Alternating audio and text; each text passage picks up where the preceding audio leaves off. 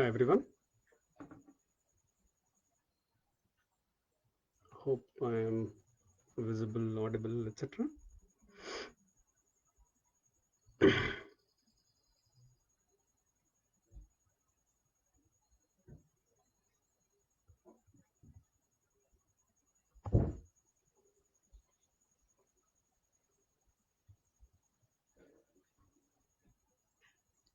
Is anyone here?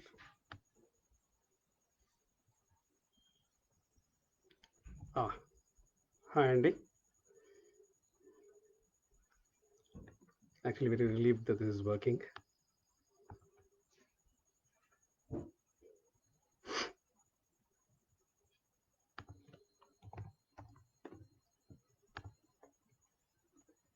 Hi.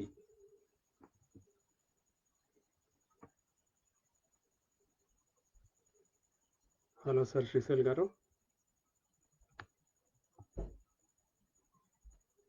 Hi, Vida.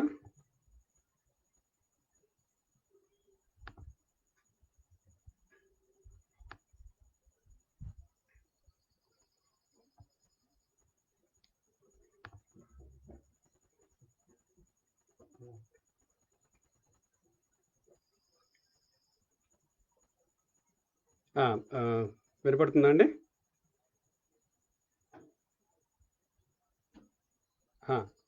Yeah, mic కూడా work అవుతున్నట్లుగానే ఉంది. Roll number 54. Yes sir. Lalitha Prasad garu. Great.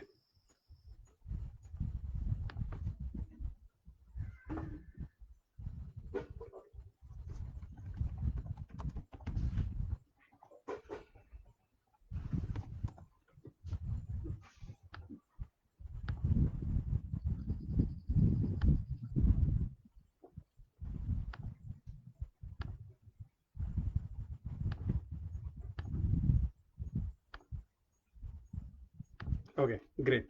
So I think we can yeah, great. I think we can get started then.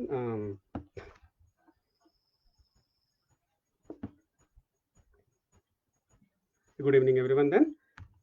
ఇవాళ నేను ఈ the school of life అనే ఈ పుస్తకం పరిచయం చేయబోతున్నాను. If you can see this, నాకైతే కనపడలేదు. సో ఈ పుస్తకాన్ని అలాన్ డి బాటన్ అనే ఆయన దీనికి ఇంట్రడక్షన్ రాశారు. అలాన్ డి బాటన్ ఆయన పేరు. ఈయన ఒక ఫిలాసఫర్, యాక్చువల్లీ తత్వవేత్త. కేంబ్రిడ్జ్లోను, హ్యారో స్కూల్లోను కేంబ్రిడ్జ్లోను చదువుకున్నారు. అయితే మన మామూలుగా మనకు ఫిలాసఫీ అనగానే ఏంటిది బోర్ కొడుతుంది, లేకపోతే ఇది మనకు కాదులే అని చెప్పి స్టార్ట్ చేసేస్తారు జనాలు. అయితే ఈయన అకాడమిక్ ఫిలాసఫర్ అవడంతో పాటు హీఈస్ ఆల్సో ప్రాక్టికల్ ఫిలాసఫర్ అనమాట. సో ప్రాక్టికల్ ఫిలాసఫర్స్ అంటే ఏంటంటే వీళ్ళు అంటే అప్పట్లో అరిస్టాటిల్ ఏం రాశాడు, లేకపోతే ద్వైతానికి అద్వైతానికి తేడా ఏమిటి, ఇట్లాంటివి మనకి రోజువారీ జీవితంలో అంటే కొద్దిగా ఆలోచిస్తే పెద్దగా ఉపయోగపడని విషయాలు కాకుండా మనకి ఇప్పుడు మనకి ఇమ్మీడియట్గా ఇంపార్టెంట్గా ఉన్న క్వశ్చన్స్ ఏమైనా ఉంటే కనుక వాటిని అడ్రస్ చేస్తారనమాట. అంటే ఫర్ ఎగ్జాంపుల్ ఇప్పుడు భారతదేశంలో కనుక ఎవరన్నా ప్రాక్టికల్ ఫిలాసఫర్ ఉంటే కనుక ఆ ప్రాక్టికల్ ఫిలాసఫర్స్ ఈ కరోనా సమయంలో మనకొచ్చే తత్వశాస్త్రం, మనకొచ్చే ప్రశ్నలు ఏమిటి, వాటికి ఎటువంటి ఫిలాసాఫికల్ ఆన్సర్స్ మనం ప్రొవైడ్ చేయొచ్చు. ఫర్ ఎగ్జాంపుల్ మొన్న గీతాంజలి అనువాదం పరిచయం చేస్తూ వీరభద్రుడు గారు చెప్పిన కొన్ని వాక్యాలు, కొంత ఆశను కలిగించే కొన్ని సందేశాలు ఏవైతే ఉన్నాయో అవి మనం ప్రాక్టికల్ ఫిలాసఫర్స్ దగ్గర నుంచి ఎక్స్పెక్ట్ చేయొచ్చు అనమాట. సో ఈ డి బాటన్ అని ఆయన అటువంటి ప్రాక్టికల్ ఫిలాసఫరు. ఇన్ఫ్యాక్ట్ ఆయన బయోగ్రఫీ వికీపీడియాలో చూస్తే కనుక ఈయన ఇటువంటి పుస్తకాలు రాయడానికి, ఇటువంటి పనులు చేయడానికి ఆయన తన పిహెచ్డి వదిలేసుకున్నట్లుగా కనపడుతుంది. So that's a great thing. So ఈయన గురించి నాకు నచ్చిన విషయాల్లో అదొకటి. తర్వాత ఆయన 2008లో ది స్కూల్ ఆఫ్ లైఫ్ అనే ఈ కంపెనీ స్టార్ట్ చేశారు, ఎడ్యుకేషనల్ కంపెనీ స్టార్ట్ చేశారు. వీళ్ళ ఉద్దేశ్యం ఏంటంటే రోజువారీ జీవితంలో మనుషులకి కలిగే ఇబ్బందులు ఏవైతే ఉన్నాయో వాటికి సంబంధించిన సలహాలు, సంప్రదింపులు ప్రొవైడ్ చేయడం వీళ్ళ ఉద్దేశం అనమాట. సో ఇతనితో పాటు ఈ మిగతా ఫిలాసఫర్స్ కొంతమంది, రచయితలు వీరందరూ కూడా దీనిలో పార్ట్ ఉన్నారు. ఈ కంపెనీలో వాళ్ళు 10 సంవత్సరాల వాళ్ళ వర్క్లో ఎమోషనల్ ఇంటెలిజెన్స్ గురించి వాళ్ళు ఏమైతే నేర్చుకున్నారో దాన్ని ఈ పుస్తకంగా రాశారనమాట. సో అది ఈ పుస్తకం యొక్క బ్యాక్గ్రౌండ్ ఇది. Is it going fine? Hello, ya, feedback ఏమి లేకుండా చెప్పుకుంటే వెళ్ళడం కొంచెం కష్టంగానే ఉందండి. అయితే లెట్స్ గెట్ అహెడ్.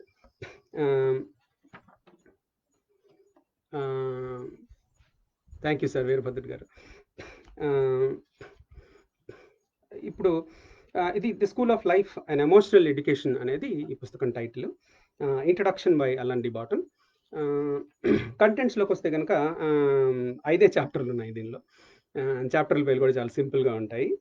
1 సెల్ఫ్, మనం. 2 అదర్స్, మిగతా వాళ్ళు.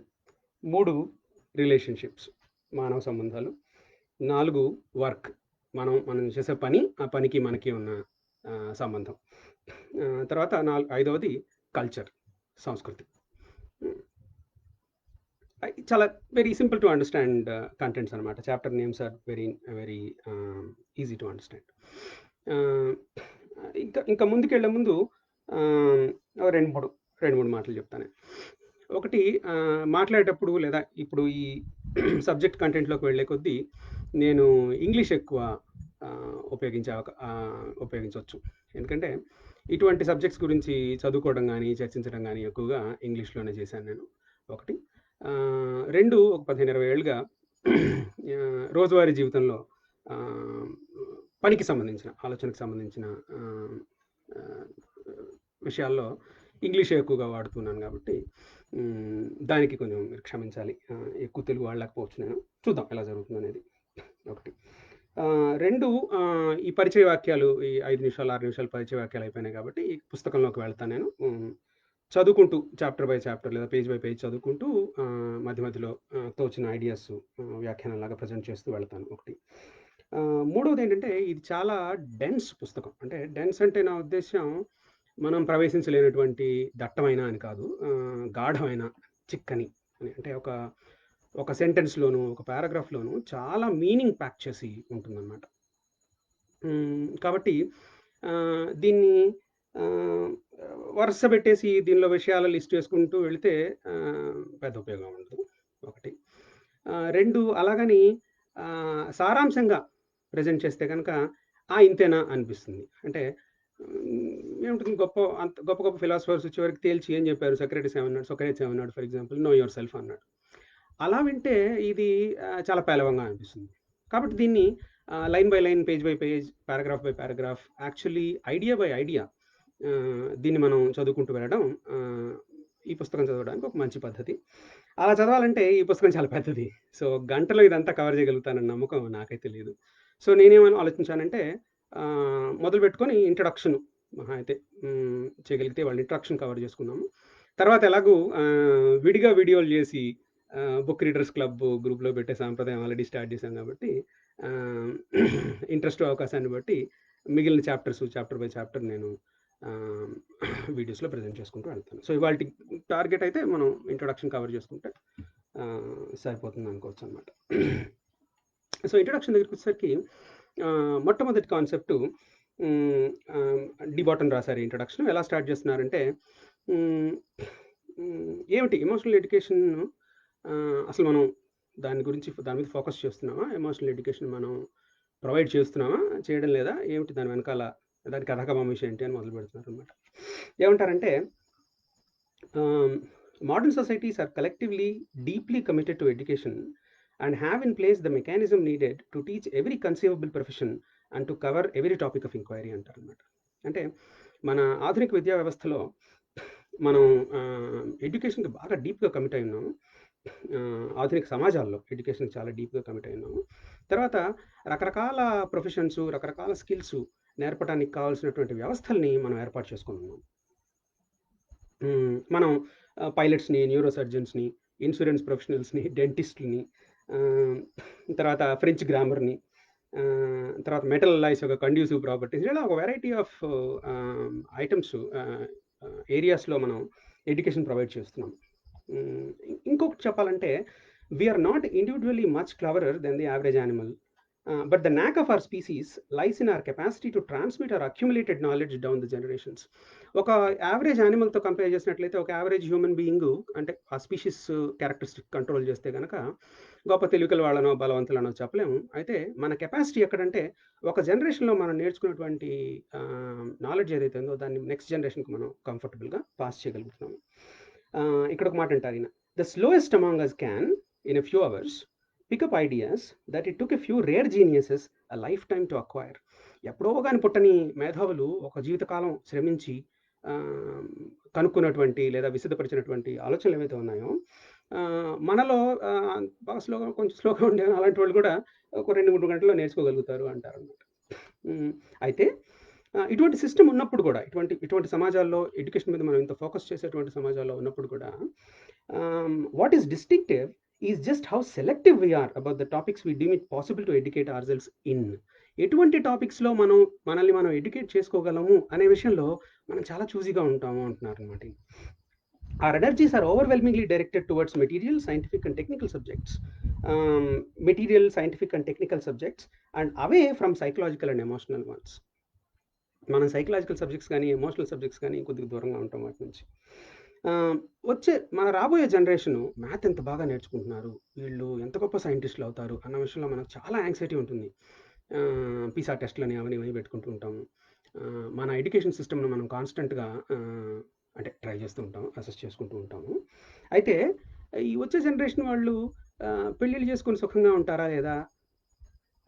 లేకపోతే వీళ్ళు మిగతా వాళ్ళతో డీల్ చేసేటప్పుడు దయగా డీల్ చేస్తారా లేదా? వీటి గురించి మనకు పెద్ద పెద్ద లెక్కలేనట్టుగా కనపడుతుంటుంది. ఆహ్, ఏమంటారంటే ఇక్కడ, the assumption is that emotional insight might be either unnecessary or in essence unteachable, lying beyond reason or method, an unreproducible phenomena best abundant to individual instinct and intuition అంటారు. ఎందుకు ఇలా జరుగుతుంది? మరి రకరకాల విషయాల గురించి ఇంత ఫోకస్ చేసినప్పుడు మనం ఎమోషనల్ ఎడ్యుకేషన్ మాత్రం ఎందుకు వదిలేస్తున్నాము అంటే, ఇది మనకి అన్నెసెసరీ అయి ఉండాలి. అంటే అవసరం లేనిదన్నా అయి ఉండాలి. లేదంటే దీన్ని మనం నేర్పలేము. ఈ ఎమోషనల్ ఇన్సైట్ ఏదైతే ఉందో అది మనుషులకి సహజ జ్ఞానం ద్వారాను, లేదా వాళ్ళ అంతర్దృష్టి ద్వారాను ఎవరికి వాళ్ళు సంపాదించుకోవాల్సిందే తప్ప, మనం దీన్ని నేర్పలేము అనే ఇంకొక అజంప్షన్ అయినా ఉండుండాలి. ఆ రెండిట్లో ఏ కారణం ఉన్నా గానీ మనం ఈ పని చేస్తూ ఉంటాం. అయితే దీనివల్ల ఏం జరుగుతుంది? అజంప్షన్ ఏమైనా కానివ్వండి, చివరికి ఎఫెక్ట్ ఏమిటి అంటే, ఇక్కడ ఇంకొక ఇంపార్టెంట్ మాట అంటారు. We are left to find our own path around our unfeasibly complicated minds, a move as striking and as wise, unwise అని ఉద్దేశం, as suggesting that each generation should rediscover the laws of physics by themselves. ఇది ఎలా ఉందంటే, మనం మన మన emotional ఇన్సైట్స్‌ని మనం ఇతరులని ఆ ఎమోషనల్ ఇన్సైట్స్‌లో ఎడ్యుకేట్ చేయడానికి గానీ, మనం ఒక జనరేషన్‌లో సంపాదించుకున్నటువంటి ఎమోషనల్ నాలెడ్జ్‌ని పక్క జనరేషన్‌కి, నెక్స్ట్ జనరేషన్‌కి పాస్ చేయటానికి ట్రై చేయకపోవడం ఎటువంటిది అంటే, ప్రతి జనరేషన్‌ని న్యూటన్ కనుక్కున్నది, ఐన్‌స్టీన్ కనుక్కున్నది మర్చిపోండి, లాస్ ఆఫ్ ఫిజిక్స్ మళ్ళా మొదలుపెట్టి నేర్చుకోండి అన్నట్లుగా అంత అసంబద్ధంగా ఉంది అంటున్నారనమాట ఈయన. మరి ఎందుకు జరుగుతుంది ఇలాగా? ఎందుకని మనం ఎమోషనల్ ఇన్సైట్ అనేది నాన్ టీచబుల్ అనో, ఇట్ ఈస్ డిస్టింక్టివ్ అనో, లేకపోతే దానిలో ఒక పద్ధతి పాడు ఏమీ లేదు, ఎవరికి వాళ్ళు నేర్చుకోవాల్సిందే, ప్రపంచం వాడిది అని ఎందుకు అనుకుంటున్నాం అంటే, ఈ నెక్స్ట్ పేజ్‌లో ఆయన ఏమంటారంటే, that we think so well of untrained intuition is because we are the troubled inheritors of what can be defined as a romantic view of emotions అంటారు. ఈ రొమాన్స్ తెలుగు సినిమా రొమాన్స్ కాదు. రొమాంటిసిజం అని ఒక వాదం ఉన్నది. కాల్పనిక వాదం అని తెలుగులో ట్రాన్స్లేట్ చేస్తాం మనం. వాళ్ళు ప్రపోజ్ చేసినటువంటి ఐడియాస్ ఏవైతే ఉన్నాయో, ఆ ఐడియాస్‌లో దీని రూట్స్ ఉన్నాయి అంటారనమాట. అంటే మనం జస్ట్ యాజ్ ఎన్ అసైడ్, 1700s నుంచి 1800s వరకు ఏజ్ ఆఫ్ ఎన్‌లైటన్‌మెంట్ అంటారు వెస్ట్‌లో. అప్పుడు రీజను, తర్వాత మన సెన్సరీ ఎక్స్పీరియన్సెస్ మీద బేస్ అయ్యి we learn about the world అని చెప్పి ఒక వాదం ప్రబలింది. దానికి రెస్పాన్స్గా 1800 నుంచి 1900 వరకు ఈ రొమాంటిసిజం అన్న ఐడియాలజీ బయటకు వచ్చిందనమాట. దీనిలో romanticism has been deeply committed to casting doubt on the need to apply reason to emotional life. అసలు మన ఎమోషనల్ లైఫ్ ఏదైతే ఉందో దానిలో మనం ఆలోచించాల్సిన అవసరం లేదు, ఆలోచించడం అనేది కుదరదు. Spontaneity is better. మనకు అప్పటికప్పుడు తోచింది చేసుకుంటూ వెళ్ళడం నయం. చూడండి, in our choice of whom to marry, romanticism has counselled that we be guided by immediate attraction. అంటే బల్బు వెలిగి గంట మోగితే చాలు, పెళ్లి చేసేసుకోవచ్చు. అలానే in our working lives we are prompted to choose our jobs by listening to our hearts. We are above all urged never to think too much, lest cold reason overwhelm the wisdom of feeling. మనకు కలిగే అనుభవాలు, ఆ అనుభవాల నుంచి వచ్చే అనుభూతులు చాలా important. దానిలో చాలా విజ్డమ్ ఉన్నది. మనం ఎక్కువ ఆలోచించినట్లయితే కనుక మన కోల్డ్ రీజన్ ఏదైతే ఉందో అది that will overwhelm our natural instincts అనే ఒక వాదాన్ని రొమాంటిసిజం ప్రవేశపెట్టింది. ఆ రొమాంటిసిజం ప్రవేశపెట్టినటువంటి ఈ వాదం, దాని ఛాయలు, అటువంటి ఆలోచనలు ఏవైతే ఉన్నాయో వాటి వల్ల మనం ఇవాళ ఎమోషనల్ ఎడ్యుకేషన్ మీద ఎక్కువ ఫోకస్ చేయడం లేదేమో అంటారు ఈయన. అంటే ఈ పుస్తకం చదువుతుండగా నాకేమనిపించిందంటే, ఒకటి ఇంత పెద్ద నింద ఒక రకంగా చూస్తే తీసుకెళ్ళి రొమాంటిసిజం మీద వేయడం సమంజసమైన, అయితే ఇంకెక్కడ వేయాలో తెలియదు నాకు కూడా. సో దాని గురించి ఇంకొంచెం చదువుకోవాలి మనం. సో అయితే నెక్స్ట్ టాపిక్ ఏమిటంటే, అసలు ఎమోషనల్ ఇంటెలిజెన్స్ అంటే ఏమిటి, ఏం చేద్దాం దీని గురించి అంటే, మళ్ళీ ఇక్కడ కొంత I present little bit of history. Emotional intelligence అనే పదం మొట్టమొదట అకాడమిక్ లిటరేచర్లో 1964లో, అప్పుడే 1964, యాజ్ రీసెంట్ యాజ్ దాట్, ఒక సైకాలజీ పేపర్లో ఇద్దరు సైకాలజిస్టులు ప్రజెంట్ చేశారు. తర్వాత వాళ్ళు ఏమన్నారంటే, ఇంటెలిజెన్స్ ఈజ్ నాట్ మొనోలిథిక్. అంటే జనరల్ ఇంటెలిజెన్స్ ఒకటి ఉన్నది, ఆ తర్వాత ఇంటెలిజెన్స్ అనేది మల్టీఫెసెటెడ్, దానిలో చాలా పార్శ్వాలు ఉంటాయి. అందులో ఎమోషనల్ ఇంటెలిజెన్స్ అనేది ఒక పార్శ్వం అన్న థియరీని వాళ్ళు ప్రపోజ్ చేశారు. తర్వాత అయితే ఈ ఫిలాసఫర్స్ పేర్లు ఎక్కువ మందికి తెలియదు, నాకు కూడా గుర్తులేవు. 1983లో హోవర్డ్ గార్డ్నర్ వచ్చేసి మల్టిపుల్ ఇంటెలిజెన్సెస్ థియరీని ప్రపోజ్ చేశాడు. It's well known in academic circles. ఇవాళ there are 8 kinds of intelligences, 9 kind of intelligences అని చెప్పేసి వాటికి డెఫినేషన్స్, ఇంకా మళ్ళీ మల్టిపుల్ ఇంటెలిజెన్స్ సంబంధించిన యాక్టివిటీస్, ఇవన్నీ కొంచెం అడ్వాన్స్డ్ అంటే ఈ సిబిఎస్ఈ, ఐసిఎస్ఈ, ఈ ఇంటర్నేషనల్ స్కూల్స్లో చేస్తూ ఉంటారు. తర్వాత 1995లో డేనియల్ గోల్మన్ ఎమోషనల్ ఇంటెలిజెన్స్ అనే బుక్ రాశారు. ఆ బుక్ వల్ల ఎమోషనల్ ఇంటెలిజెన్స్ అన్న ఐడియా కొంచెం పాపులర్ అయిందనమాట.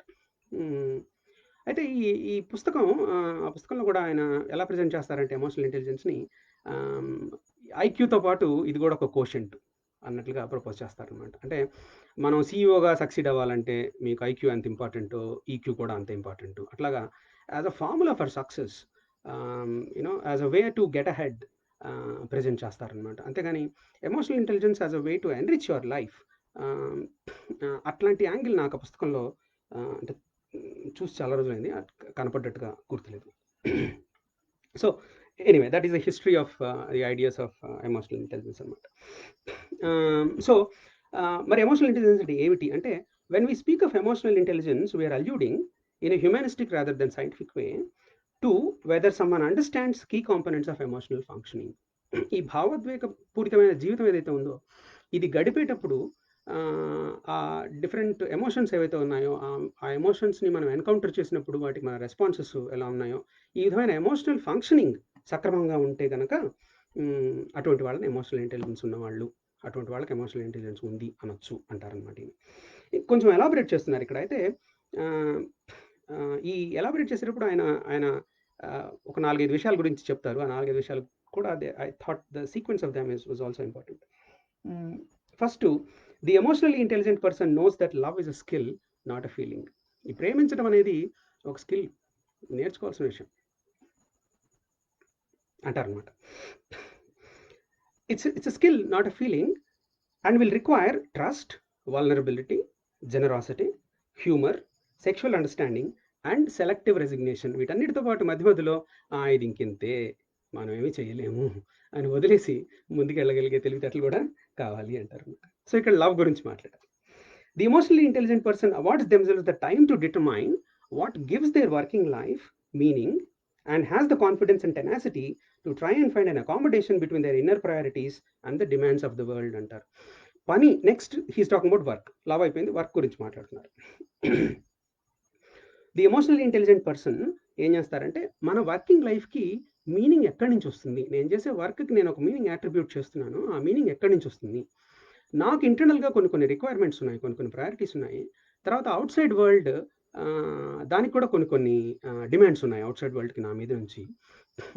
ఈ రెండిటి మధ్యలో సమన్వయం ఎలా సాధించుకుంటాను నేను, దాని గురించి టైం పెట్టే తెలివితేటలు, ఆ క్వశ్చన్ తోటి ఎంగేజ్ అయ్యి సిస్టమేటిక్గా ఒక ఆన్సర్ని వెతకగలిగే కాన్ఫిడెన్స్, తర్వాత టెనాసిటీ, పట్టువిడనితనం, ఇవన్నీ ఎమోషనల్ ఇంటెలిజెన్స్లో భాగమేనమాట. సో లవ్ అయిపోయింది, వర్క్ అయిపోయింది. మూడవది, the emotionally intelligent person knows how to hope and be grateful while remaining steadfast before the essentially tragic structure of existence అంటారు. Existence is tragic, the structure of existence is tragic. జీవితం విషాదభరితం. అయితే దాని ముందు ధైర్యంగా నిలబడి ఆశాపూరితంగా మన దగ్గర ఉన్నదానికి కృతజ్ఞతతోటి ఆశాపూరితంగా ముందుకు చూడగలగడం కూడా ఎమోషనల్ ఇంటెలిజెన్స్లో it's an indicator of emotional intelligence అంటున్నారు అనమాట. తర్వాత so love, work and hope అయిపోయినాయి. Last one, the emotionally intelligent person knows that they will only ever be mentally healthy in a few areas and at certain moments. They will only ever be mentally healthy in a few areas and at certain moments, but is committed to fathoming their inadequacies and warning others of them in good time with apology and charm. అంటే ఈ మనం we are sane అనుకుంటాం, మనం I'm fully mentally healthy, I'm here, I'm present అనుకుంటాము. అయితే అలా కాదు, మనం చాలా ఏరియాస్లో మనం ఎమోషనల్లీ హెల్దీ పీపుల్ లాగా బిహేవ్ చేయము, మనలో emotional unhealthiness is a part of being human అని గుర్తించి వెంటనే దాని గురించి దిగులు పడకుండా తమలో ఉన్న లోటుపాట్లు ఏవైతే ఉన్నాయో వాటిని గుర్తించి అవసరమైనప్పుడు ఇతరులకి వాటి గురించి వార్నింగ్లు కూడా ఇచ్చి, ఎలాగా విత్ అపాలజీ, కొంచెం క్షమాపణగా, అంటే నేను ఇంతే అన్నట్లు కాకుండా ఇదిగో ఇట్లా ఉంది అని చెప్పుకుని చామ్ తోటి కొంచెం చామ్ఫుల్గా ముందుకెళ్ళగలగడం కూడా ఎమోషనల్ ఇంటెలిజెన్స్కి ఇండికేటర్ అంటారు. So I found it interesting. ఇక్కడ లవ్, వర్క్, హోప్ అండ్ సేనిటీ, ఈ 4 ఐటమ్స్ గురించి మాట్లాడుతున్నారు emotional intelligence. So okay, next question ఏమిటంటే, సరే బాగుంది, ఎమోషనల్ ఎడ్యుకేషన్ అన్నాము, ఎమోషనల్ ఇంటెలిజెన్స్ అంటే ఏమిటి అన్నాము, ఈనాళ్ళు మనం ఎందుకు ఫోకస్ చేయలేదని మాట్లాడాము.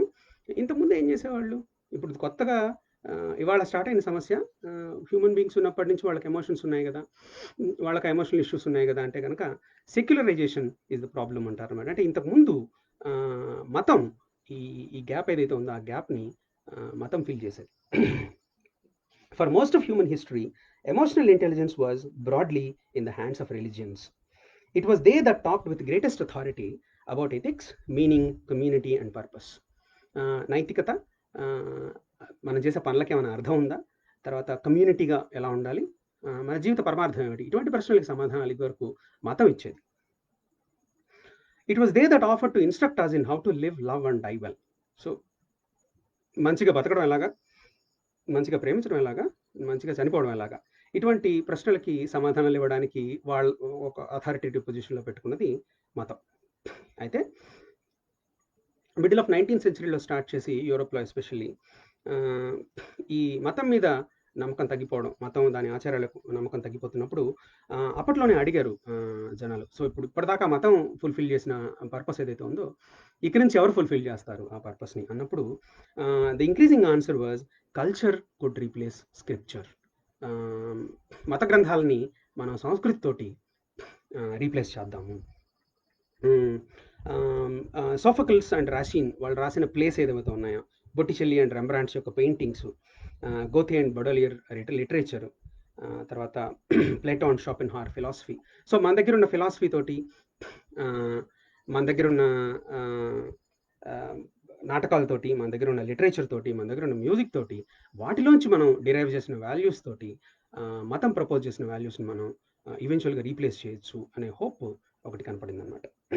అయితే ఇక్కడ ఇంకొక 2 ఇంట్రెస్టింగ్ టిడ్‌బిట్స్ కూడా ప్రెజెంట్ చేస్తారు. ఏంటి ఈ హోప్ మనం ఏంటి రెట్రోస్పెక్టివ్‌గా పాస్టులేట్ చేస్తున్నది కాదు. ఇవాళ వెనక్కి తిరిగి చూసుకొని అలా అనుకునుంటారులే అనుకున్నది కాదు. వాళ్ళు నిజంగా అలానే అనుకున్నారు. ఏమిటి ఎవిడెన్స్ అంటే, lest we miss the point in 1854 the designers of the British Museum's new reading room specified that its vast central dome should have precisely the same circumference as Saint Peter's in Rome. Saint Peter's cathedral. రోమ్‌లో Saint Peter's cathedral circumference British మ్యూజియంలో 1854లో కట్టిన new reading room circumference same. అంటే they actually thought that the function of the church could be performed by library. It will be wonderful it did. Yeah అలానే 1870లో నెదర్లాండ్స్లో ఒక public museum కడుతున్నప్పుడు ఒక leading church ఆర్కిటెక్ట్ని పిలిచి ఆయన చేత డిజైన్ చేయించారు. అయితే that culture might replace scripture remains a theoretically intriguing and emotionally deeply compelling concept, and yet it has to all intents and purposes been entirely ignored. Culture has not in any way replaced scripture. అయితే జరగలేదు అంటారనమాట. Our museums are not our new cathedrals. They are smart filing cabinets for the art of the past. Our libraries are not our homes for the soul. They are architectural encyclopedias. And if we were to show up at any university humanities department in urgent search of purpose and meaning, or were to break down in a museum gallery in a quest for forgiveness or charity, we would be swiftly removed and possibly handed over to psychiatric authorities. మనం కనుక పొరపాటున, I'll just translate it for the fun of it, మనం కనుక పొరపాటున ఏ university arts డిపార్ట్మెంట్లోకి వెళ్ళి నా జీవిత లక్ష్యం ఏమిటి, పరమార్థం ఏమిటి అని ప్రశ్నలు అడగడమో, లేకపోతే ఒక మ్యూజియం గ్యాలరీలోకి వెళ్ళేసి నాకు ఇప్పుడు క్షమ కావాలి, ఔదార్యం కావాలి అని చెప్పి బ్రేక్ డౌన్ అయిపోవడం చేస్తే కనుక, ఒకటి వాళ్ళకి మీ తెలుగు అర్థం కాకపోవచ్చు ఇవన్నీ మాట్లాడితే, 2 పిచ్చి ఆసుపత్రికి పంపించే అవకాశం చాలా ఉంది. It's very sad actually. The implication is that any moderately educated and sensible person already knows how to manage the business of living and dying well enough without the need for a nanny. నువ్వు కనుక well educated person అయినట్లయితే కనుక ఇవన్నీ నీకు తెలిసి ఉండాలి కదా, నీకు లైబ్రరీకి వచ్చి కనుక్కోవాల్సిన అవసరం ఉంది అనే పొజిషన్ ఇవాళ కల్చర్ తీసుకుంటుంది అంటున్నారు అనమాట. So culture is not the answer. So what are the other things that have tried to fill that gap అంటే కనుక obviously self help books. So self help గురించి మాట్లాడుతున్నారు. యాజ్ లిటరేచర్ అంటే సాహిత్యంగా కనుక మనం చూసినట్లయితే సెల్ఫ్ హెల్ప్ గురించి మనకి ఎవరికి మంచి అభిప్రాయం లేదు. ఇంకోటి ఏంటంటే పుస్తకాలు కూడా అలానే రాస్తారు, పైన ఆ ప్రామిసెస్ వేరేగా ఉంటాయి. యూనో ఈ 4 చేసేయండి మీకు ఎందుకు, స్వర్గం చేతిలోకి వచ్చినట్టుగా ఉంటుంది. అయితే ఏమంటారంటే ఇక్కడ the book covers are frequently garish and the promises are overblown, but to dismiss the idea that underpins self help, that one might at points stand in urgent need of solace and emotional education seems an austerely perverse prejudice. అయితే అలా ఉందన్నంత మాత్రాన self help books ఉండడానికి ఒక ప్రైమైస్ ఏమిటంటే, అప్పుడప్పుడు మనకి మనుషులుగా అప్పుడప్పుడు మనకి ఒక ఓదార్పు లేకపోతే ఒక ఎమోషనల్ ఎడ్యుకేషన్ అవసరం అవుతుంది. అవసరం అయితేనే కదా ఆ అవసరమైన ఆ నీడ్ ఫుల్ఫిల్ చేయడానికి సెల్ఫ్ హెల్ప్ బుక్స్ రాసింది. మనకు సెల్ఫ్ హెల్ప్ బుక్స్ నచ్చకపోవచ్చు కాక, అయితే ఆ నీడ్ ఏదైతే ఉందో దాన్ని మనం ఇగ్నోర్ చేయలేము. దట్ నీడ్ ఈజ్ రియల్ అంటారనమాట.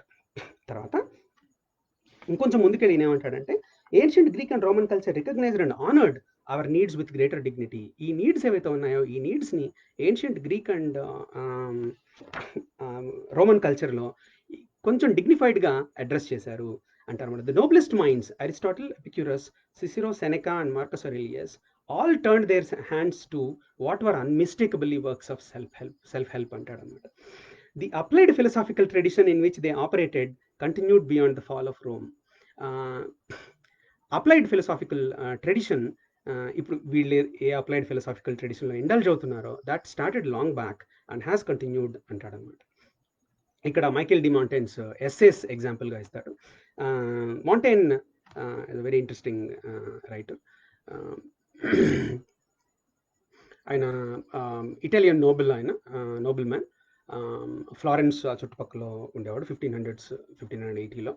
ఆయనకు ఒక 40-45 ఏళ్ళు ఉన్నప్పుడు, court official and very influential person అనమాట. 40-45 ఏళ్ళు ఉన్నప్పుడు ఇక చాలు అని చెప్పేసి ఒక పెద్ద ఇల్లు కట్టుకుని దానిలో ఒక లైబ్రరీ కట్టేసేసి ఆ లైబ్రరీలో వెళ్ళి కూర్చున్నాడు.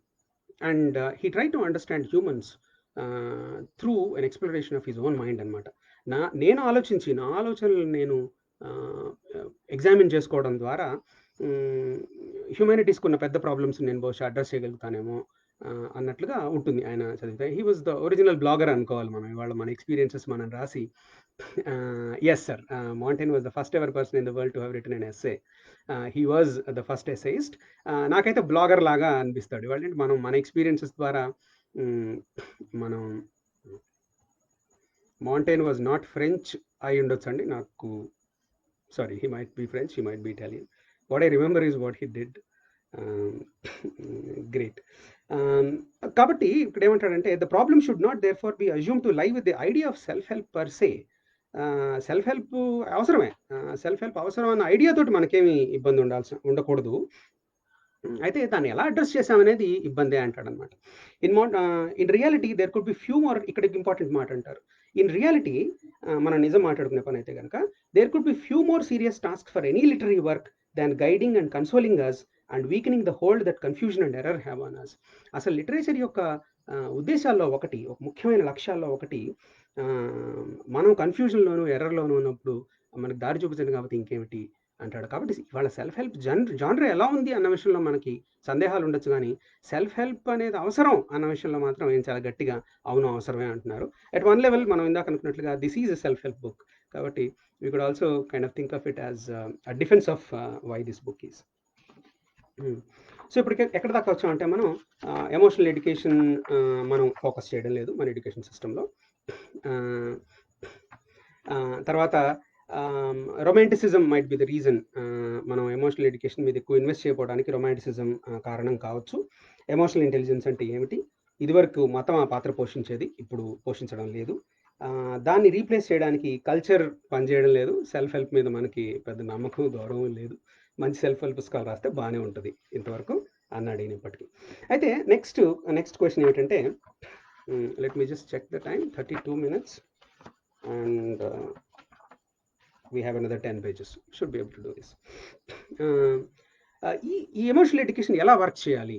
ఎమోషనల్ ఎడ్యుకేషన్ మామూలు ఎడ్యుకేషన్లా ఉంటే సరిపోతుందా? ఎమోషనల్ ఎడ్యుకేషన్కి ఏమన్నా స్పెషల్ ఫీచర్స్ ఉన్నాయా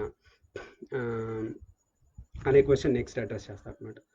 self help without patronising or totally underestimating the readers. కష్టమేనండి. అసలు teaching without being patronising is itself a skill. చిన్నప్పుడు ఒక పుస్తకంలో చదివాను నేను. నెపోలియన్ జార్ ఒక ఆయన నాకు మెటల్ వర్క్ నేర్చుకోవాలని అంటాడనమాట. అంటే ఆయన ప్రఖ్యాత కమ్మరకొండ పిలిచి ఆయన అడుగుతాడు, నాకు మెటల్ వర్క్ నేర్పిస్తావా అంటే, ప్రభు తిట్టకుండా చెప్పడం నా వల్ల కాదు అంటాడు ఆయన. సో ప్యాటర్నైజేషన్ లేకుండా టీచ్ చేయడం అనేది it's an important enough skill for educators to focus on and learn. So ఇప్పుడు మనం ఎమోషనల్ ఎడ్యుకేషన్ ఎలా వర్క్ చేయాలి? మనం మామూలుగా ఎడ్యుకేషన్ అనుకునే దానికిను ఎమోషనల్ ఎడ్యుకేషన్కి ఏమైనా తేడాలు ఉన్నాయా, ఏమైనా డిఫరెంట్గా అప్రోచ్ అవ్వాలనే క్వశ్చన్ని నెక్స్ట్ అడ్రస్ చేస్తున్నారు. The contemporary education system proceeds under 2 assumptions about how we learn. మనం ఎలా నేర్చుకుంటాం అన్న విషయంలో సమకాలీన విద్యా వ్యవస్థకి ఒక 2 assumptions ఉన్నాయి. First, it believes that how we're taught matters far less than what we're taught. మనం ఏమి నేర్పిస్తున్నాం అనేది చాలా ఇంపార్టెంట్, ఎలా నేర్పిస్తున్నాం అనేది అంత ఇంపార్టెంట్ కాదు అని మన ఎడ్యుకేషన్ సిస్టమ్ అనుకుంటుంది. And what it believes is that the soundness of certain arguments and not especially the manner of its delivery is what educates students. అంటే మనం చెప్పే ఆర్గ్యుమెంట్ కనుక సౌండ్ అయినట్లయితే కనుక, అది రీజనబుల్ అయితే కనుక, అది లాజికల్ అయితే కనుక, that is what is important. పిల్లలు అర్థం చేసేసుకుంటారు. మన పిల్లలంటే మనం ఎవరికైతే నేర్పిస్తున్నామో వాళ్ళు అర్థం చేసేసుకుంటారు అనమాట, అనుకుంటుంది అనమాట ట్రెడిషనల్ ఎడ్యుకేషన్ సిస్టమ్. అలానే second, the education system assumes that once we understand something, it will stick in our minds for as long as we need it to. ఒక్కసారి అర్థం చేసుకుంటే అది బుర్రలో ఉండిపోతుంది అనేది రెండో అజంప్షన్. అందుకే కదా ఇవాళ ఈ సంవత్సరం చెప్పింది మళ్ళీ చెప్పరు. క్యాలిక్యులస్ ఒకసారి నేర్పిస్తారు +1లో, తర్వాత ఇష్టం అలాగా. అయితే both of these may not work for emotional education, but an emotional education may require us to adopt 2 different starting points. ఈ రెండు అజంప్షన్స్ బహుశా వర్క్ అవ్వవు అంటారు అన్నమాట. ఎందువల్ల అంటే, for a start, how we're taught may matter more inordinately because we have ingrained tendencies to shut our ears to all the major truths about our deeper selves. లోతుగా ఏదో మన పర్సనాలిటీస్ ఏవో దానికి సంబంధించిన ఇన్కన్వీనియంట్ ట్రూత్స్ ఏవైతే ఉంటాయో వాటిని పూర్తిగా ఇగ్నోర్ చేయడానికి మనం గేరప్ చేయబడి ఉన్నాము. హ్యూమన్స్ అలాగా మన గురించి ఎవరైనా నిజాలు చెప్తే మనం వినము. అది first problem with emotional education versus the other kinds of education అనమాట. Our settled impulse is to blame anyone who lays our blind spots and insufficiencies bare unless our defences have first been adroitly and seductively అపీజ్డ్.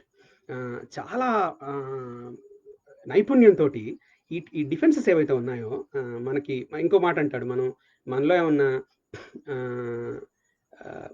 తప్పులు చూపించే వాళ్ళు ఎవరైనా ఉంటే కనుక వాళ్ళని మనం వెంటనే బ్లేమ్ చేసేస్తాం, వి షూట్ ద మెసెంజర్. కాబట్టి అయితే ఈ డిఫెన్సివ్ మెంటాలిటీ ఏదైతే ఉందో ఈ డిఫెన్సివ్ మెంటాలిటీని చాలా నైపుణ్యంతో మనం దీన్ని ఫస్ట్ ట్యాకిల్ చేసి దీన్ని జోకెడితే తప్ప మనం ఎమోషనల్ ఎడ్యుకేషన్లో ఇంపార్టెంట్ టాపిక్స్ అలా ఇంపార్టెంట్ ఇష్యూస్ని మనం అడ్రస్ చేయలేము అంటారు అనమాట. తర్వాత రెండోది ఏంటంటే, moreover we forget almost everything. Our memories are extremely unreliable. మనందరికి తెలుసది. మన memories they are interpreted memories, they are not directly remembered. మనం ఇలా చూసి కెమెరా లాగా గుర్తుపెట్టుకోం, మనం చూస్తాము, దాన్ని అర్థం చేసుకుంటాం, మనకు అర్థమైంది గుర్తుపెట్టుకుంటాం, అందులో కూడా మనకు కన్వీనియంట్గా ఉన్నది గుర్తుపెట్టుకుంటాం, చెప్పేటప్పుడు మళ్ళీ మనకి గుర్తున్నట్టు నుంచి మనకి కన్వీనియంట్గా ఉన్నాయే మనం బయటికి చెప్తాం. సో ఈ రెండు ఇష్యూస్ ఎమోషనల్ ఎడ్యుకేషన్లో అడ్డం వస్తాయి అంటారనమాట. మరి ఇదేమన్నా కొత్త విషయమా? ఈ రెండు హ్యూమన్ బీయింగ్స్లో ఉన్నాయనే విషయం మనకి ఇన్నాళ్ళు తెలియదా అంటే కనుక తెలుసు. గ్రీక్స్ యాక్చువల్లీ దీనికి ఒక వర్డ్ కూడా కాయిన్ చేశారు, akrasia, AKRASIA, akrasia, which is generally translated as weakness of will, a habit of not listening to what we accept should be heard and a failure to act upon what we know is right. మనకు వినాలని తెలుసు, ఒప్పుకుంటాం, కానీ వినాం. అంటే వినాలని ఒప్పుకుంటాం, కానీ చెప్పేదేదో వినాం. తర్వాత మనకు తెలిసింది ఏదైతే నిజం, ఏదైతే కరెక్ట్ అని తెలిసిందో దాన్ని కూడా మనం చెయ్యం. ఈ రెండింటిని కలిపి బ్యూటిఫుల్గా ఉంది నేమ్, కాన్సెప్ట్ అక్రేషియా అనమాట. ఈసారి ఎవరైనా అయ్యారా పొద్దునే జిమ్కి వెళ్ళలేదంటే ఇవాళ ఐఎమ్ సఫరింగ్ ఫ్రమ్ అక్రేషియా అని చెప్దాం అనుకుంటున్నాను. It's translated as weakness of will అట. It is because of akrasia that crucial information is frequently lodged in our minds without being active in them, and it is because of acrasia that we often both understand what we should do and resolutely omit to do it. ఈ అక్రేషియా వల్ల మనకు అర్థమవుతుంది ఏం చేయాలనేది, ఒప్పుకుంటాం ఇది చేయాల్సిందే అని, కానీ చెయ్యం. మరి ఈ రెండు ప్రాబ్లమ్స్కి ఏమైనా సొల్యూషన్స్ ఉన్నాయా అంటే ఉన్నాయంటారు. There are 2 solutions to the fragilities of mind. ఒకటేమిటి, మనం తొందరగా మనకి ఇన్కన్వీనియంట్ ట్రూత్స్ని మనం తొందరగా వినడానికి ఇష్టపడము. రెండు, విన్నది మనం గుర్తుపెట్టుకోం. ఈ రెండు, దీస్ ఆర్ ద 2 ప్రాబ్లమ్స్ అనమాట. ఈయన ప్రపోజ్ చేసే సొల్యూషన్స్ ఏమిటంటే, there are 2 tools of emotional education అంటారు. One is art. ఆర్ట్ అంటే మనం లిటరేచర్ కూడా దానిలో లెక్కేసుకోవచ్చు. What art does and what literature does is it lulls our defences. ఇది మన గురించి కాదు, వేరే వాళ్ళ గురించి మాట్లాడుతున్నారనో, లేకపోతే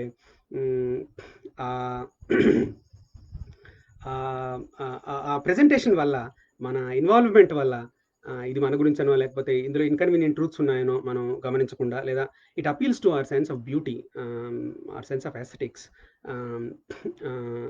దానివల్ల అలాగా ఆర్ట్ ఈజ్ ఏబుల్ టు కొన్ని లెసన్స్, ఈ ఎమోషనల్ లెసన్స్ కొన్ని మన డిఫెన్సెస్ దాటి లోపలికి వచ్చే అవకాశం ఉంది. కాబట్టి ఆర్ట్ని మనం ఎమోషనల్ ఎడ్యుకేషన్ ఒక టూల్గా వాడుకోవచ్చు అంటారనమాట. రెండవ టూల్ ఏమిటి, అదొకటి ఏంటంటే మనం వినటానికి ఇష్టపడం అనేదానికి. రెండవది, విన్నది మనం గుర్తుపెట్టుకున్నది చెయ్యము. దానికి రిచువల్ అంటారనమాట. ఈ రిచువల్ని మనం అంటే తెలుగులో ట్రాన్స్లేట్ చేస్తే కనుక ఆచారం అనో, మతాచారం అనో అలా అనాలి. అలా కాకుండా రొటీన్ అనుకోవచ్చు. మనం routine is a way of reinforcing ideas that we already accept అనమాట. మనం యాక్సెప్ట్ చేస్తాం ఐడియాస్, బట్ ఒక రొటీన్ ఉంటే కనుక, ఇప్పుడు ఫర్ ఎగ్జాంపుల్ 2 2 4 2 3 6 అని చిన్నప్పుడు ఎక్కాలు బట్టి కొట్టడం, that's a structured repetition that settles the ideas that we already accept అనమాట. So art and ritual are 2 tools of emotional education అంటారు. ఇక్కడ రిచువల్ వచ్చేసరికి కనుక, the best rituals don't so much impose upon us ideas that we're opposed to, but take us back to ideas that we're in deep agreement with, yet have allowed to lapse. They are an externally mandated routine, a route to inner authenticity అంటారు. So routines ఏం చేస్తాయి, rituals ఏం చేస్తాయంటే, కొత్త ideas తీసుకొచ్చి మన మీద రుద్దడానికి ప్రయత్నించవు. మనం ఆల్రెడీ యాక్సెప్ట్ చేసిన ఐడియాస్ ఏమైందో, ఫర్ ఎగ్జాంపుల్ రోజు జిమ్కి వెళ్ళాలి అనేది నేను యాక్సెప్ట్ చేసిన ఐడియాని. ఆ ఐడియాని ప్రాక్టీస్ చేయడానికి రిచువల్స్ మనకి రొటీన్స్ మనకి రిపిటీషన్స్ ఉపయోగపడతాయి అంటారనమాట. ఇక్కడ వచ్చేసరికి అసలు ఈ ఈ లెర్నింగ్ అంటే ఏమిటి? I'm going to take slide detour to talk about learning అనమాట. మన ట్రెడిషనల్ ఐడియా ఆఫ్ లెర్నింగ్ అంటే ఏమిటి అంటే it is to remember and repeat. That's all. So కొన్నిసార్లు వి రిపీట్ ఇమీడియట్లీ. క్లాస్లో చెప్తారు, చెప్పగానే క్వశ్చన్ అడుగుతారు, మనం వెంటనే రిపీట్ చేస్తాం. కొన్నిసార్లు we repeat after some time. Exam పెడతారు కొన్నాళ్ళ తర్వాత, ఆ ఎగ్జామ్లో రిపీట్ చేస్తాం. కొన్నిసార్లు వి రిపీట్ ఆఫ్టర్ ఇయర్స్. అంటే ఫర్ ఎగ్జాంపుల్ అహం బ్రహ్మాస్మి, కర్మణ్యం అధికారస్తే నేర్చుకుంటాం. పీరియాడిక్ ఇంటర్వెల్స్లో రిపీట్ చేసుకుంటూ వెళ్తూ ఉంటాం. That is the very common understanding of what learning is అనమాట. ఇక్కడ వచ్చేసరికి I quite like the behavioural definition of learning అనమాట. బిహేవియరల్ అనాలిసిస్లో వాళ్ళు ఏమంటారంటే learning is a permanent change in behaviour అంటారు. సో ఏదైతే నువ్వు రిపీట్ చేస్తున్నావో, ఏదైతే నువ్వు నేర్చుకున్నాను అనుకుంటున్నావో, దేన్నైతే లెర్నింగ్ అనుకుంటున్నావో నువ్వు, అది ఒక పర్మనెంట్ చేంజ్ ఆఫ్ బిహేవియర్ని తీసుకురాకపోతే అది లెర్నింగ్ కాదు అంటారనమాట. అంటే ఎంతో కొంత ఫిలాసఫీ ఇది, మధ్యలో బిహేవియరల్ అనాలిసిస్ తీసుకొస్తే కనుక కొడతారు జనాలు నన్ను. But still I think that's a more effective, that's a more workable definition of learning than what we have otherwise. తర్వాత ఇక్కడికి వచ్చేసరికి ఏమిటంటే సో మనం మళ్ళీ క్విక్గా రీక్యాప్ చేసుకున్నట్లయితే కనుక వాట్ ఈజ్ ఎమోషనల్ ఎడ్యుకేషన్ మాట్లాడుతున్నాం. What are the difficulties, what are the differences emotional ఎడ్యుకేషన్కి ఇతరత్ర ఎడ్యుకేషన్కి ఉన్న డిఫరెన్సెస్ ఏమిటో చూసుకున్నాము. ఎమోషనల్ ఎడ్యుకేషన్ ఇంపార్ట్ చేయడానికి మనకున్న ఒక 2 టూల్స్, ఆర్ట్ అండ్ రిచువల్ గురించి మాట్లాడుకున్నాము. తర్వాత కొన్ని ఇది ఇంట్రడక్షన్కి we're almost at the end of introduction కాబట్టి he's presenting some key philosophical ideas అనమాట. కొన్ని ఐడియాస్ ఏమిటి ఎమోషనల్ ఎడ్యుకేషన్లో ఎంగేజ్ అయ్యేటప్పుడు ఒక 2-3 ఐడియాస్ దే ఆర్ ఇంపార్టెంట్ అనుకున్నట్లున్నారు, అవి ప్రెజెంట్ చేస్తున్నారు ఇక్కడ. ఒకటి ఏమిటంటే the idea of imperfection. Time కూడా మనకి ఒక 18 నిమిషాలు ఉన్నది. I think I should be able to finish in about 10-12 minutes, and then we'll have 5 minutes to talk. Imperfection. First idea is the acceptability of imperfection. The single greatest enemy of contemporary satisfaction may be the belief in human perfectibility అంటారు. ఇవాళ మనం జీవితంలో సంతృప్తిగా బ్రతకలేకపోవడానికి ముఖ్యమైన కారణం మనం పర్ఫెక్ట్గా ఉండొచ్చు అనే నమ్మకం అంటారనమాట. ఎందువల్ల అంటే ఇంకొంచెం ప్రయత్నిస్తే పర్ఫెక్ట్గా ఉంటామేమో. Apparently we have been driven to collective rage through this apparently generous yet in reality a devastating idea that it might be within our natural remit to be completely and enduringly happy. న్యాచురల్గా మనం కొంచెం కృషి చేస్తే, ఇంకొంచెం మన వైపు luck ఉంటే కనుక, ఇంకొంచెం మనం కష్టపడితే, ఇంకొంచెం పరిస్థితులు మనకు అనుకూలిస్తే, ఇంకో 2-3 లక్షలు మా నాన్న నాకు సంపాదించి ఇచ్చుంటే కనుక, ఇలా ఏదో ఒకటి ఇంకొంచెం పర్ఫెక్ట్ అయితే కనుక కంప్లీట్ అండ్ ఎండ్యూరింగ్ హ్యాపీనెస్, అసలు తగ్గనేటువంటి ఆనందం మనకు దొరికిపోతుంది అన్న బిలీఫ్ ఏదైతే ఉందో, there is a perfection and we can achieve it అనే నమ్మకం ఏదైతే ఉందో, that is the enemy of satisfaction అంటారు ఇక్కడ. అయితే ఎప్పుడు ఇలానే ఉన్నానో for thousands of years we knew better. ఎలా అంటే ఫర్ ఎగ్జాంపుల్ మనం కర్మ అంటాం, మనకి పునరపి జననం పునరపి మరణం అంటాం, మనం పుడతాము చచ్చిపోతాము, ఈ మధ్యలో విషాదమే అన్న ప్రిన్సిపల్ మనం యాక్సెప్ట్ చేసినట్టే, అన్న ప్రిన్సిపల్ మనకి ఎలాగో వినపడుతున్నట్టే కనపడుతుంది. అలానే క్రిస్టియానిటీలో ఒరిజినల్ సిన్ అని ఒక ఐడియా ఉన్నది. నాకు ఒరిజినల్ సిన్ ఇదివరకు సరిగ్గా అర్థమయ్యేది కాదు. There is a great different idea here to understand it అనమాట. First formulated by the philosopher Saint Augustine in the closing days of the Roman empire, original sin generously insisted that humanity was intrinsically rather than accidentally flawed. Humanity is flawed intrinsically. మనకి that we suffer, feel lost and isolated, are racked with worry, miss our own talents, refuse love, lack empathy, sulk, obsess and hate. These are not merely personal flaws but constitute the essence of the human animal అంటారనమాట. మనిషిగా ఉండడం లో ఇవన్నీ ఒక భాగం. ఇవన్నీ పర్సనల్గా నీ ఫ్లాసో నా ఫ్లాసో, నీలో ఉన్న లోపాలో నాలో ఉన్న లోపాలో కాదు. మనుషులు అవ్వడం వల్ల మనలో కొన్ని లోపాలు ఉంటాయి. That is the idea of original sin. We are broken creatures and have been since our expulsion from Eden, damned, to use the resonant Latin phrase, by peccatum originale. Even without subscribing to the precise details of Augustine's logic, we can appreciate his conclusion that the idea that human beings are intrinsically flawed and not perfectible should give us solace అంటారనమాట ఇక్కడ.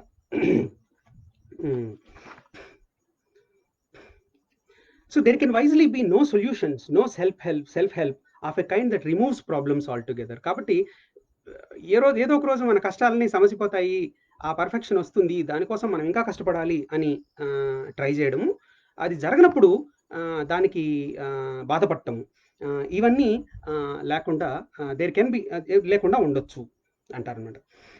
కాబట్టి ఇటువంటి సిస్టంలో solutions ఏమి, permanent solutions ఏమి ఉండవు. What we can aim for at best is consolation. మనం కష్టపడ్డప్పుడు ఒక ఓదార్పు మాత్రం దొరికే అవకాశం ఉంటుంది. Perfectibility is not possible, but we can still be consoled అనమాట. అయితే ఇది పెద్ద గ్లామరస్ వర్డ్ కాదు ఇది. To believe in consolation means giving up on cures. It means accepting that life is a hospice rather than a hospital. But one we would like to render as comfortable, as interesting and as kind as possible. ఇక్కడ మనకి వేరే మార్గం లేదు. మన human conscious is like that and we're flawed. అయితే ఒక temporary ఓదార్పు, while we're flawed we can be as comfortable and as interesting and as kind as possible అంటారనమాట ఇక్కడ. సో ఈ philosophy of consolation directs us to two important salves, understanding and companionship. ఓ philosophy of కన్సలేషన్ని మనం ఒకసారి accept చేసిన తర్వాత దాన్ని ఇంప్లిమెంట్ చేయడానికి 2 పద్ధతులు ఉంటాయి, అండర్స్టాండింగ్ అండ్ కంపానియన్షిప్. అండర్స్టాండింగ్ అంటే ఏమిటంటే grasping what our problem is and knowing that, అది ఒకటి. కంపానియన్షిప్ అంటే knowing that we're not alone with it. Understanding does not magically remove the pain, but it has the power to reduce a range of secondary aggravation and fears. చాలాసార్లు ఏమవుతుందంటే ఇక్కడ నాకు Thomas Maan గుర్తొస్తాడు. Joker అని ఒక story రాశారు ఆయన. అందులో ఒక క్యారెక్టర్ ఈ కమిట్ సూసైడ్ అనమాట. బిఫోర్ హీ కమిట్ సూసైడ్ అతను అంటాడు, I have to be happy, how can I be unhappy? Being happy is good, being happy is lucky. I'm not quoting him directly, I'm just paraphrasing him. So we have this belief that being happy is natural and being unhappy is unnatural. అలాగే we believe that being lucky is good, being unlucky is bad. ఆ తర్వాత ఆ value judgements తోటి మనకి secondary fears ఏవైతే ఉంటాయో, ఈ మెటావర్రీస్ ఏవైతే ఉంటాయో అవి లేకుండా పోతాయి మనకు అండర్స్టాండింగ్ ఉంటే కనుక అంటున్నారనమాట. రెండోది ఏంటంటే it helps immensely to know that we're in company. మనం ఒక్కడమే కాదు, ఈ సీక్రెట్ ఫియర్స్, ఈ సీక్రెట్గా అంటే మనకు తెలియకపోవచ్చు, కానీ ఈ ఫియర్స్, ఈ ఫ్లాస్, ఈ డిఫికల్టీస్ మిగతా హ్యూమన్స్ అందరికీ కూడా ఉన్నాయి. మనలానే వాళ్ళలానే మనం అనుకున్నప్పుడు ఒక greater understanding and greater sense of compassion and togetherness ఉంటుంది. And that will make life a little bit more easy to bear అంటారనమాట. తర్వాత ఇంకొక 2 ఐడియాస్ ప్రజెంట్ చేస్తాను ఇక్కడ నేను. Next idea in praise of melancholy అనమాట. మెలాంకలీ, వాట్ ఈజ్ మెలాంకలీ అంటే కనుక, melancholy is not rage or bitterness. It is a noble species of sadness that arises when we are properly open to the idea that suffering and disappointment are at the heart of human experience. ఈ మెలాంకలీ అనేది విషాదము, విషణ్ణత ఇటువంటిది మాత్రమే కాదు, it's a noble species of sadness అనమాట. When that arises ఎప్పుడు వస్తుంది అంటే when we're properly open to the idea that suffering and disappointment are at the heart of human experience. So human experience is full of pain, it is suffering, and we will all be disappointed in the end. So దీన్ని మనం accept చేసినప్పుడు, and ఇందాక ఒక మాట అన్నారు, the tragic structure of existence అని accept చేసినప్పుడు మనకు ఒక నోబుల్ సాడ్నెస్, ఇది ఇంతే, ఇది రెసిగ్నేషన్, ఇది ఇంతే, దీన్ని భరించాల్సిందే అని వచ్చే ఒక సాడ్నెస్, ఒక నోబెల్ సాడ్నెస్, దాని తెలుగులో ఎలా అనాలో నాకు తెలియదు, ఏమంటారు దాన్ని మెలాంకలీ అంటారు. It is a tender hearted, calm, dispassionate acknowledgement of how much agony we will inevitably have to travel through. At one level, విషాదము యోగమే, విషాద యోగం అనొచ్చు దీన్ని. అట్ వన్ లెవెల్ ఈ లాస్ట్ సమురాయ్ అనే సినిమా ఉంటుంది, దానిలో ఇదింతే, నా ఫిలాసఫీ వేరు, మిగిలిన వాళ్ళ ఫిలాసఫీ వేరు, ఇవాళ డామినెంట్ ఫిలాసఫీ వేరు, ఆ డామినెంట్ ఫిలాసఫీకి అగెయిన్స్ట్గా నేను నిలబడి చచ్చిపోతాను, అయితే అదంతే, దాన్ని యాక్సెప్ట్ చేశాను నేను అన్నప్పుడు వచ్చే ఒక noble sadness, that just an example, దాన్ని మెలాంకలీ అనొచ్చు మనం. అయితే modern society mania is to emphasise buoyancy and cheerfulness. Modern society is almost manic, ఒక రకమైన పిచ్చి మనకి. దేని గురించి అంటే బయాన్సీ, చీర్ఫుల్నెస్, చీర్ఫుల్గా ఉండాలి. Being cheerful against all odds is the finest form of courage అనుకుంటాం మనం. అయితే melancholy is also an acceptable state. We do feel sad sometimes, and sadness is okay, sadness is human అనే కాకుండా it is at the heart of human experience అంటున్నారు అన్నమాట ఇక్కడ. Because melancholy springs from a rightful awareness of the tragic structure of everyday life. నేను కూడా అదే మాట మళ్ళా అన్నారు, tragic structure of everyday life. We can in melancholy states understand without fury or sentimentality that no one truly understands anyone else. That loneliness is universal and that every life has its full measure of shame and sorrow. ఎవరు ఎవరికి పూర్తిగా అర్థం car. అలానే ఒంటరితనం అనేది అందరికీ ఉండేదే. ప్రతి జీవితంలోనూ వాడు సిగ్గుపడే విషయాలు, వాళ్ళు బాగా విషాదంగా ఫీల్ అయ్యే విషయాలు ఉంటాయి అనేవి యాక్సెప్ట్ చేయొచ్చు. ఎలాగా?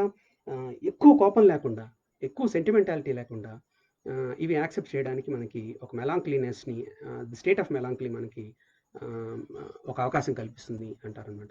లేదా మనం మామూలుగా ఏంటంటే నన్ను ఎవరు అర్థం చేసుకోరు అని we feel sad about it, we feel extremely sentimental or we're very angry about it. అలా కాకుండా అవును అర్థం చేసుకోరు, ఎవరికి మనం అర్థం కాము, నాకెవరు అర్థమవుతున్నారు కనుక అనుకుని కూడా మనం ముందుకెళ్ళొచ్చు అంటారనమాట. The wisdom of the melancholy attitude, as opposed to the bitter or angry one, lies in understanding that our suffering belongs to humanity in general. మన సఫరింగ్ ఏదైతే ఉందో అది మన ఒక్కరిది మాత్రమే కాదు, it is suffering of the humanity in general అంటారనమాట. ఇది అంటే మనకు కూడా అంటే డే టు డే లైఫ్లో కూడా మనకు అప్పుడప్పుడు there is a certain sadness that encompasses us. మనం ఎక్స్ప్లెయిన్ చేయలేము ఎందుకు సాడ్గా ఉన్నాం అనే విషయం. ఇక్కడ ఒక మాట అంటారు, there are melancholy landscapes and melancholy pieces of music, melancholy poems and melancholy times of the day. In them we find echoes of our own griefs, returned back to us without some of the personal associations that, when they first struck us, made them particularly agonizing. ఈ melancholy pieces of music, melancholy poems, melancholy times of the డేలో మన grief, మన విషాదం ఏదైతే ఉందో అది personal association లేకుండా మనకు మళ్ళీ ఒకసారి కనపడుతుంది అంటారు. సో తర్వాత the last idea of the chapter, and with this we'll close, is the simple and the obscure anamata. This is a reasonably important thing, idea for us to understand the rest of the book. ఏమిటంటే మనం మామూలుగా మనకున్న problems ఏవైతే ఉన్నాయో, మనకున్న issues ఏవైతే ఉన్నాయో చాలా పెద్దగా కనబడుతూ ఉంటాయి. ఈ ప్రాబ్లమ్స్ యొక్క కారణాలు లేదా వాటికి సొల్యూషన్స్ కూడా మనం చాలా కాంప్లికేటెడ్ కారణాలు ఎక్స్పెక్ట్ చేస్తూ ఉంటాం. సింపుల్ కారణాలు మనకు అర్థం కావు, అంటే మనకి యాక్సెప్టబుల్ కాదనమాట. We could expect humans to display powerful reflex for simple are obscure explanations. మన మామూలుగా హ్యూమన్ బీయింగ్స్ మనకి సింపుల్ తొందరగా అర్థమవుతాయి కాబట్టి అలా అనుకోవాలి. సో మనకి ఆకమ్స్ రేజర్ అని ఒకటి ఉంటుంది అనమాట, ఏమిటంటే the simplest explanation is the best అని చెప్పి. అయితే మనం డే టు డే లైఫ్లో సింపుల్ ఎక్స్ప్లెనేషన్స్ మనకి నచ్చవు, ఎంత కాంప్లికేటెడ్ అయితే అంత మంచిది. సో దానివల్ల ఏం చేస్తామంటే మనం we should gracefully acknowledge how much of what nourishes and guides us, how much of what we should be hearing is astonishingly, almost humiliatingly simple in structure. మనకి ఉన్నటువంటి, మనం క్రియేట్ చేసుకున్నటువంటి ప్రాబ్లమ్స్ ఏది వింటే మనకు ఆ ప్రాబ్లమ్స్ సాల్వ్ అవుతాయో అది చాలాసార్లు చాలా సింపుల్గా ఉంటుంది, దాన్ని మనం యాక్సెప్ట్ చేయగలగాలి. We should not compound our problems by insisting on elevated degrees of mystery or allow our emotional intelligence to be clouded by a murkiness that would be legitimate only in the advanced sciences. మనకు జరిగే ప్రతిదానికి కారణాలు కానీ వాటికి solutions కానీ చాలా మిస్టీరియస్గా ఉండాలి, చాలా కాంప్లికేటెడ్గా ఉండాలి, నేను విన్నా అయ్యి ఉండకూడదు అని ఇన్సిస్ట్ చేయడం వల్ల మనం ఇంకా ఎక్కువ ప్రాబ్లమ్స్ క్రియేట్ చేసుకుంటాం అనమాట.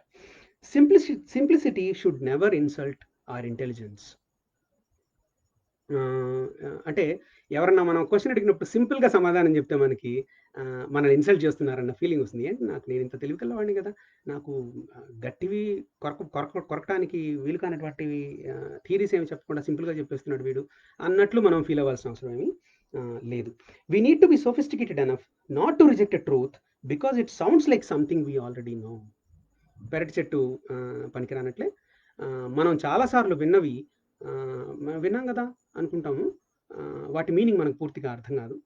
క్లీషేస్ అంటాం ఇంగ్లీష్లో మనం. ఒక సర్టెన్ పాయింట్ ఆఫ్ టైం నేను ఇలా అనుకున్నాను, there are no clichés actually. ఏమున్నాయి అంటే మనం చాలాసార్లు విని విని విని విని మనకు పూర్తిగా అర్థం తెలియకుండానే విని విని మనకు పాతపడిపోయిన విషయాలు ఉంటాయి. అలా కాకుండా అంటే నాకు తెలుసు కదా ఇది, for example know yourself అన్నారు అంటే తెలుసు కదా నాకు, అంటే మనకేం అర్థమైంది దాని నుంచి, దాన్ని మనం ఎంత ప్రాక్టీస్ చేయగలిగాము. సో సింపుల్గా ఉన్నంత మాత్రాన అది పనికిరాదనో లేకపోతే మనకి తెలిసిందైనంత మాత్రాన దాన్ని ఉపయోగించకూడదనో కాకుండా, ఎస్పెషల్లీ ఎమోషనల్ ఎడ్యుకేషన్లో చాలా మన సొల్యూషన్స్ డిసెప్టివ్లీ సింపుల్ ఉంటాయి అన్న విషయం గుర్తుంచుకొని మనం ముందుకెళ్తే కనుక ఎమోషనల్ ఎడ్యుకేషన్ మనం ఎక్కువ అప్రిషియేట్ చేయగలుగుతాము, ఎక్కువ ఎడ్యుకేట్ అవ్వగలుగుతాము అనే మాట అంటున్నారు అన్నమాట ఇక్కడ. We need to remain open to the vast truths that can be stated in the language of a child. చిన్నపిల్లలు మాట్లాడుకున్నంత సరళంగా అటువంటి భాషలో మనం ఎక్స్ప్రెస్ చేయగలిగినటువంటి యూనివర్సల్ ట్రూత్స్ ఉంటాయి, వాటిని మనం యాక్సెప్ట్ చేయగలగాలి. We need to be sophisticated enough not to reject a truth because it sounds like something we already know. ఇవ్వలేని వచ్చేసింది నాకు ఈ సెంటెన్స్ అనమాట. So that is the end of the chapter 1. Introduction ఇది, చాప్టర్ 1 కాదు introduction ఇది. ఈ ఇంట్రడక్షన్లో మనం ఒకసారి రీక్యాప్ క్విక్లీ. ఎడ్యుకేషన్ ఇలా ఎందుకుంది, మనం ఎమోషనల్ ఎడ్యుకేషన్ని ఎందుకు నెగ్లెక్ట్ చేస్తున్నాము, తర్వాత ఎమోషనల్ ఇంటెలిజెన్స్ అంటే ఏమిటి, emotionally intelligent human beings markers ఏమిటి, తర్వాత ఇదివరకు మతం ప్లే చేసిన రోల్ ఏమిటి, ఇప్పుడు దానికి సబ్స్టిట్యూట్స్గా మనం కల్చర్ కానీ సెల్ఫ్ హెల్ప్ కానీ మనం ఎలా యాక్సెప్ట్ చేయలేకపోతున్నాము, ఆ తర్వాత the weakness of will, acrasia, that we are all suffering from, tools of emotional education, art and ritual, tarvata a few key philosophical ideas. Imperfection should be acceptable, and melancholy is useful, and simple is better than obscure. These are the summary of the ideas that we looked at in the introduction. Next చాప్టర్లో self గురించి మాట్లాడతారు అనమాట. సెల్ఫ్లో క్విక్గా headings చదువుతాను నేను. We're strangers to our selfs, that is the first part of this. The second part is knowing the past. That past has a lot of influence on the present. కాబట్టి మనకి పాస్ట్లో ఏం జరిగిందో తెలుసుకుని అది మన మీద ఎలా ఇన్ఫ్లుయెన్స్ చేస్తుందో తెలిస్తే కనుక కొంచెం ఈజీ అవుతుంది అనేది ఒక టాపిక్. తర్వాత థెరపీస్, సైకలాజికల్ థెరపీ లేదా అటువంటి అప్రోచెస్ ఎలా వర్క్ అవుతాయి అనేది it's a very important, very useful chapter. So that's about the chapter on self అనమాట. Next chapter others. హోప్ఫుల్లీ మనం ఇంకొక అకేషన్లో ఇంకొక వీడియోలో మిగిలిన చాప్టర్స్ ఇంకొంచెం డీటెయిల్గా కవర్ చేసుకోవచ్చు. That's about 58 minutes. ఇంకొక 2 నిమిషాలు ఉంది. సో ఈ లోపల కామెంట్స్ చూస్తూనే వచ్చాను actually, but I will go back to the comments once more. Love is a skill question mark పెట్టారు నాగకుమారి గారు. ఆయన అలానే అంటున్నారండి, మరి నాకు పెద్ద అవగాహన లేదు. Then CVR గారు, function of a church is performed by a library. It is not being performed అంటున్నారండి ఈయన. ఈక్యూలో 5 ముఖ్య భాగాలు, స్వయం నియంత్రణ, స్వీయ అవగాహన, బాగుంది. Montaigne was the first person to write an essay. Pedagogy and andragogy are my favorite professional subjects. Cognitive abilities do not help in developing emotional intelligence. అంటే they may or they may not అండి. The approach might be different. అంటే యాక్చువల్గా emotional intelligence markers మీద study చేసినట్టయితే కనుక there seems to have been good enough correlation between emotional intelligence and general intelligence అనమాట. General intelligence which also plays a role in cognitive abilities. కాబట్టి they may not directly help, but they are kind of correlated అన్నట్లుగా కనపడుతుంది. Our settled response is to blame anyone who exposes our blind spots due to our అక్రేషియాకి చాలా fan following ఉంది, రాబోతుంది ముందు ముందు. అక్రేష్ మహాశయ, super. Thank you sir Veerabhadra garu. Clear voice and lucid presentation, thank you. Ritual is a routine. Yes, akrasia నాకు కిలోల లెక్కన, నాను క్వింటాళ్ళ లెక్కన ఉంది. అందరిది అదే పరిస్థితి అండి. We have to realise that we are all in this together. Understanding and companionship. Meta worries, secondary fears.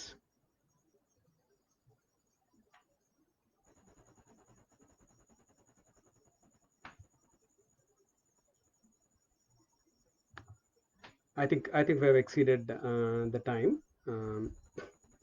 Maybe I'll just stick around for a few minutes.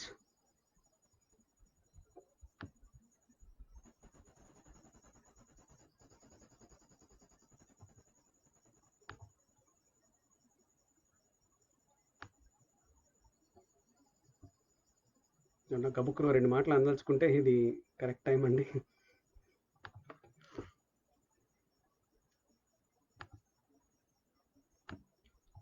Right, thanks everyone. It's been great participating in this. ఈ constant flow of comments కూడా ఎంకరేజింగ్గా ఉన్నది, నేను మాట్లాడుతూ చూస్తూ ఉన్నాను. Thank you very much for the participation, Srishail Reddy garu, B P Padal గారు, for this opportunity as well. Yeah, so I'll just sign off now. Thank you everyone. Good night.